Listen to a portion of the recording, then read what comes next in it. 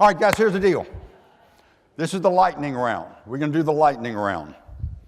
I'm going to go through 4 of these pages, and then you're going to make a sales call on me using some of these specific techniques that we just talked about.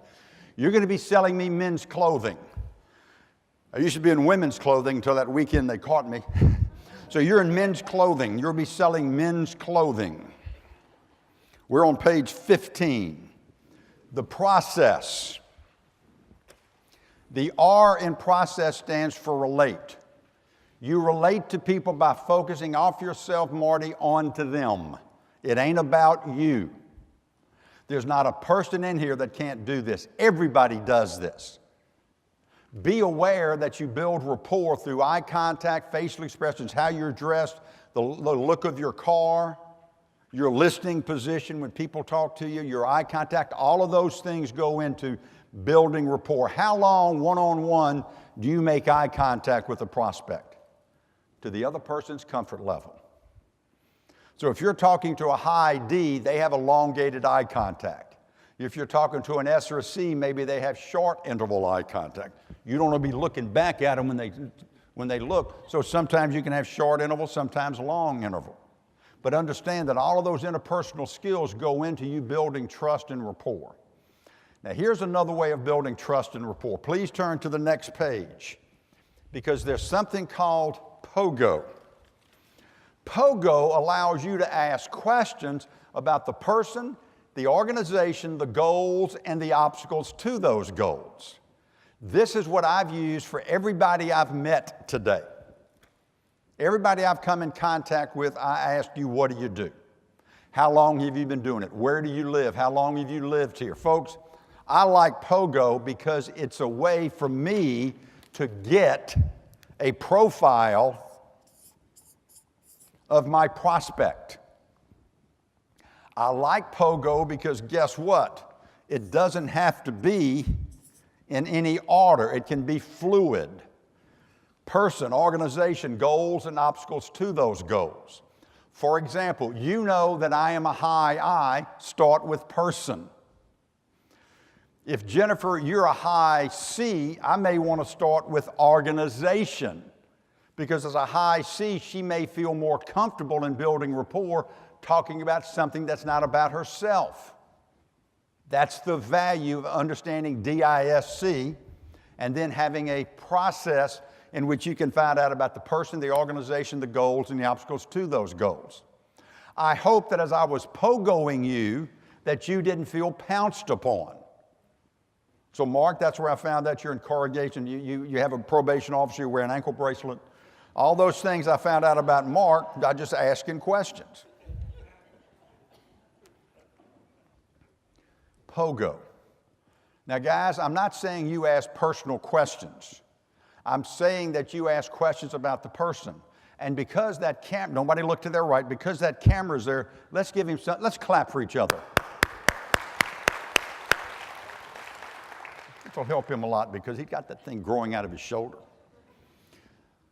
What do you do? How long you do? What were you doing before? Tell me about the organization. How big is your organization? How many branches do you have? What size service area do you cover? What are the goals? What have you established as goals this year? What steps are in place to reach those goals? What are the obstacles to keeping you from reaching those goals? If I can find out your goal and put you in a vehicle to reach the goal, everything's working from what we said today. If I can help you overcome a barrier to put you in a position to be successful, I take away that barrier, I become a hero to you. You become a hero to me. Don't be afraid to ask POGO questions. Turn to the next page. The next page talks about what types of questions. There's closed questions, open questions, rebound questions, and agreement questions. Closed questions, so Sandra, may I pick on you? Okay, so here's the deal. Sandra, were you born in Satsuma, Louisiana? Did it happen in Bunkie? Let's try French settlement. Now, what's the problem with that? What did I just do? They were all closed questions. Now, I got 3 facts, Sandra, but I got no information. I can't make a sales presentation on fact. I've got to make it on information. It's got to be factual information. So what should I have asked her? So where were you born? Where were you born? Get out of town. So you went to high school here. When you were in high school, legally, what did you and your friends like to do? Now stop right here.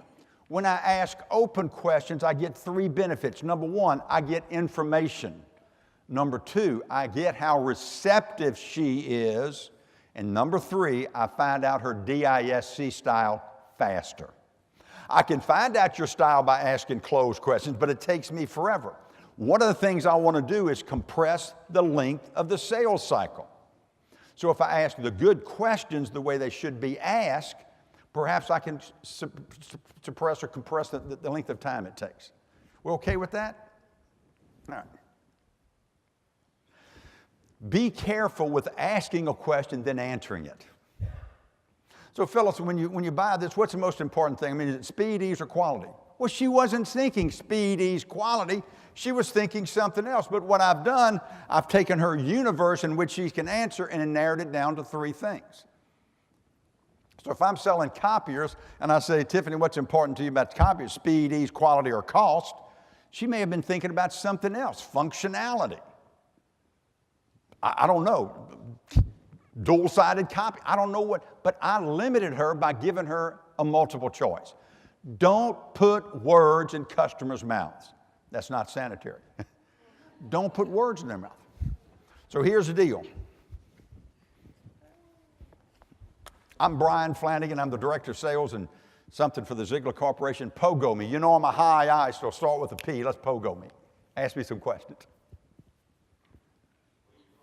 I'm from Baton Rouge, Louisiana, born and raised in Baton Rouge, Louisiana. He didn't say how big a fan. What I do, I represent the Ziglar Corporation, so we're in the people development business. Since 1984. Yeah, it's been a great ride. I've joined him in March of 1984. What's the most important lesson I learned in life? Most important lesson I learned in life is that the number 1 rule of success, marry well. Where's the camera guy? I could have shown it to my wife. Where'd that guy go? Pardon me? I love representing Zig, and I like most about working with strange groups. And believe me, today is a very strange group. The biggest obstacle is dealing with the travel, because when I'm traveling, I can't sell. When I'm traveling, I can't speak. So traveling is always kind of the necessary evil in my business. What can you do to enjoy your traveling? What can I do to enjoy my traveling more? I work, but also have a Kindle. Okay, stop right there. Guys, you blew the whole bit because you ask open-ended questions, and I salute you for that. You get information by asking open questions, and everybody asks an open question, so that's good. That was the test. Don't be afraid of asking questions. The reason is, as you'll see on page 16, with questions, you're opening a dialogue. With questionings, what you're trying to do is have the light bulb go on in your mind. On page 16, we want to open a dialogue so once we understand what you need, we can formulate a solution. How do you know what a customer needs? What's an indicator that the light bulb is off in your mind? They say what to you? We're not happy. Bing, bing, bing, bing, bing, bing, bing. Light bulb goes off in your mind. For you to understand a customer's needs, you need 4 or 5 things. Let's start with 4 of them. You need product knowledge. You need competitive knowledge. You need application. How does this apply? You need industry knowledge. You may need pricing knowledge. You may need DISC knowledge. But as they're talking to you and you say, you want to look this way, you want to be this way, you want to feel this way, you want to be more productive this way, you want to save this type of money, you want to grow they start talking to you, and your mind, now this is the salesperson's mind, the light bulb is fully illuminated in your mind, and you say, ding, ding, ding, I know what they need. Good for you, that's half the battle. What's the other half? Please turn to the next page. On page 18. We now need to confirm the needs. Now guys, once again, this is hard. And the reason this is hard is that we get so excited that we finally have somebody. We've pogoed them. We've asked them questions. A light bulb has gone off in our mind. We want to jump down here and say solution when, in fact, the light bulb has not gone on in their minds. All right, now, guys, I'm consciously incompetent when I explain this. I know I can't explain this very well. People don't change until and unless there's a reason. So let's pick on Mark. How long have you been with your company? 25 years. Mark, 25 years. It won't work. So what were you doing before that, Mark? You were in school. You're like in junior high. What were you doing before that? I was in the military. How long were you in the military? Are you on our side? Okay. What? You got to ask these questions. So how long were you in the military? 3 years active, 3 years in. Okay. So why didn't you stay in the military? 3 years active, 3 years. Why didn't you stay in the military longer?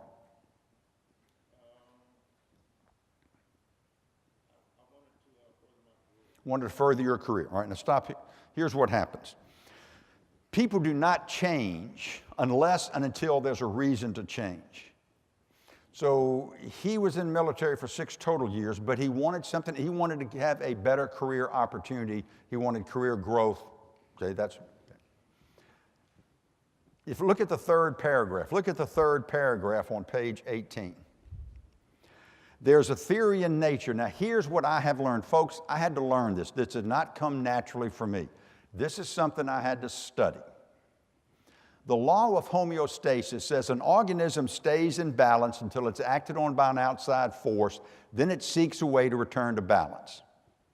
Fair enough. Let me pick on William. I'm sorry, Mark. Let me go over here to William. So, William, you were an engineer for how many years? 10 years. The man was an engineer for 10 years. In that 10, what do you do now, Mark? I'm William. Strength and conditioning.